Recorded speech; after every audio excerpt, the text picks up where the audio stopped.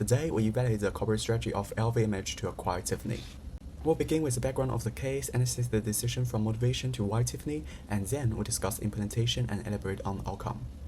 The watch and jewelry industry is one of the most promising industry, with its market size valued at 440 billion in 2019, and the market is expected to grow annually by 8.2%, which is faster than the industry average, justifying LVMH's high regard expanding in this market. They acquire LVMH's luxury good conglomerate with 75 brands in 5 main segments. However, they lack involvement in the jewelry sector, which accounts for only 8.2% of their total revenue. The acquired Tiffany's products are demanded by middle to upper income classes. As a key player based in US, it became an opportunity for LVMH to expand the market by acquisition. To analyze the purchase decision by LVMH, we will begin by evaluating the acquisition through Porter's 3 essential tests. Firstly, Porter's 5 forces are used to conduct the attractiveness test of the jewelry and watches market. Here, both buyer and supply power are moderate. In the retail market, there are many individual buyers, weakening buyer power. However, switching costs are essentially zero. On the supplier side, it is challenging for retailers to backward integrate into raw materials due to the sheer difficulty of procuring mines. This increases supplier power as retailers are forced to go through the manufacturing market. On the other hand, long-term supplier contracts are avoided, lowering switching costs. Threat of new entrants is low, as brand value is a significant factor for aspirational and high-end jewelry segments. Moreover, providing products at various price points allows them to capture the market. The degree of rivalry and the threat of substitutes are high. The market is highly fragmented and competitive, with competition coming from both retailers as well as branded jewelry chains. Similarly, the threat of substitutes is high, as customers can switch to other gift options and alternative luxuries. Finally, lab-grown diamonds and counterfeit products also pose a threat to the industry as substitutes. As such, the industry can be termed as relatively attractive. When evaluating the cost of entry, we accounted for both accounting cost and opportunity cost. Firstly, the monetary acquisition cost, $15.8 billion, was substantial.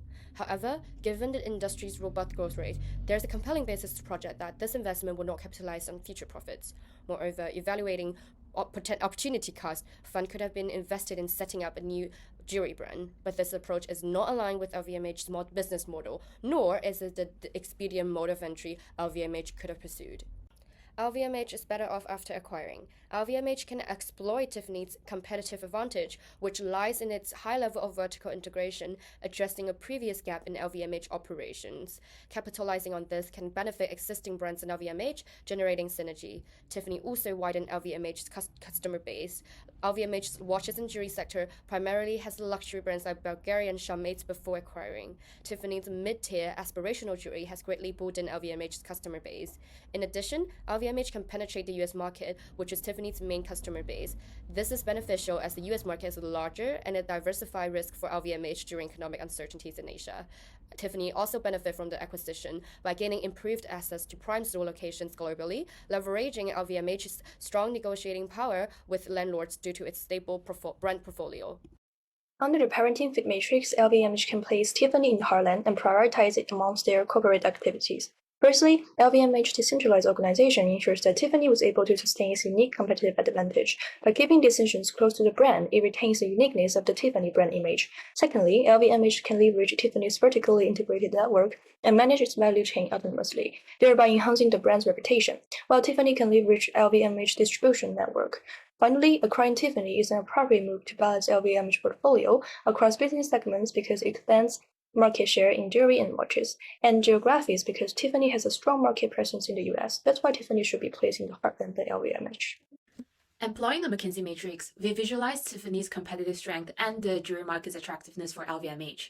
The jewelry market is relatively attractive, but Tiffany's competitiveness is slightly weakened by its struggles in retail growth and margin control, despite its relatively strong market position and branding. This places Tiffany in the question mark grade. Therefore, the recommendation is that LVMH invests in Tiffany with strategic gratifications to improve its competitiveness and transform it into a star. After the acquisition, LVMH implemented several changes to Tiffany which affected the newly acquired firm in several ways. Firstly, LVMH appointed a new CEO and senior vice president, who both have extensive experience in the luxury industry. These highly experienced executives brought industry knowledge and new best practices into Tiffany, which have the potential to improve operational efficiency and facilitate innovation. Moreover, Tiffany's new management implemented a new advertising strategy, emphasizing social media and celebrities, suggesting that the company has shifted focus on younger consumers. Lastly, the high combined output of the companies post-merger allows them to benefit from economies of scale and cost synergies, as they can share fixed costs and eliminate duplicate costs. The acquisition officially finalized in 2021 at $15.8 billion with resounding success. The deal added $6 billion in sales and doubled Tiffany's profit in its first year. And LVMH's market share in the jewelry and watches market grew by 3 percentage points globally in 2 years. This upward trend is forecasted to persist further. The acquisition gave LVMH a stronger presence in the US market and made its jewelry and watches division its third largest from being its smallest pre-acquisition.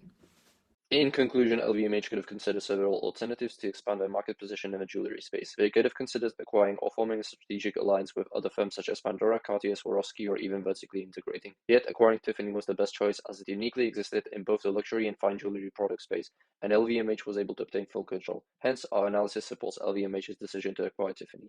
The implementation plans also effectively reflect the strategic needs to improve the acquired company, and so far, empirical evidence supports the perspective that the outcome was favorable for both companies.